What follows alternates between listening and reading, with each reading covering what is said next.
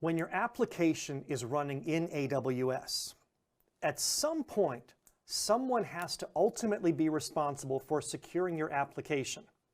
Is it A, you, or B, AWS? The correct answer is C, all of the above. It takes both parties, both you and AWS, to work together to secure your entire application. Now, any good security manager will tell you that you cannot have two different companies securing the same object, or you don't really have security, you have suggestions. We agree. So at AWS, we have what we call the Shared Responsibility Model. We look at your application stack as a whole and divide it up into different pieces. Some of those pieces AWS is 100% responsible for. Other pieces, you the customer are 100% responsible for. Understanding where that division is part of the interaction between you and AWS. Well, let's look at how the stack works from a simplified point of view. We begin at the very bottom of your stack, at the physical level. This is iron and concrete. This is barbed wire fence. Someone has to manage the parking lots. Someone has to manage the physical devices. This is AWS. We don't provide tours of our data center. We don't give any kind of access there as part of our way of protecting the physical side. On top of the physical, we run the AWS network, proprietary networking protocols designed to allow security of our systems, so elements like our virtual private cloud, VPC, can work at scale, at velocity, all designed to protect your traffic. How do we protect that down? Again, we don't tell you as part of our security. Now, if about this point you're saying, you're not telling me a lot of things, I understand that. However, while we can't tell you exactly what we do, we have told auditors very specifically what we do.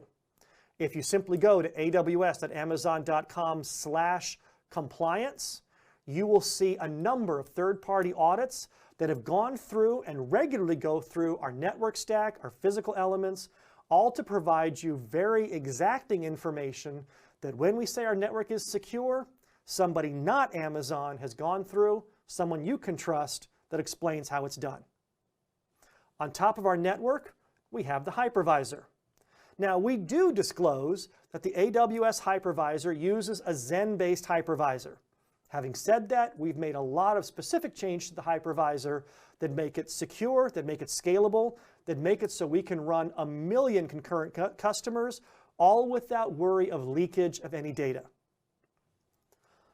On top of the hypervisor, if you are running EC2, there is a magic dividing line that separates the guest operating system from the hypervisor in the Elastic Compute Cloud. And in this case, you choose the operating system. You choose Linux or Windows, whichever flavor you want, and you choose which applications are running. And above that line, AWS has 0 visibility. There is nothing that we can do to see what's happening in your operating system. We don't know your application, and by corollary, we have no idea about your user data. This is entirely protected content that is protected by your access key, secret key combinations, by your encryption methods. We couldn't read it if we wanted to. In fact, one of the myths of cloud is that AWS is trolling through your information like some email providers in the past that would then market heavy to you. And while there may be some marketing manager at Amazon.com that would like that information, because of the way we're architected, they couldn't get to it if they were even allowed to. It's simply impossible to read. So, AWS, 100% responsible for whatever is below the line, and you become 100% responsible for what's above the line. If you do your part, AWS is doing our part. Together, this is how you get a secure application environment.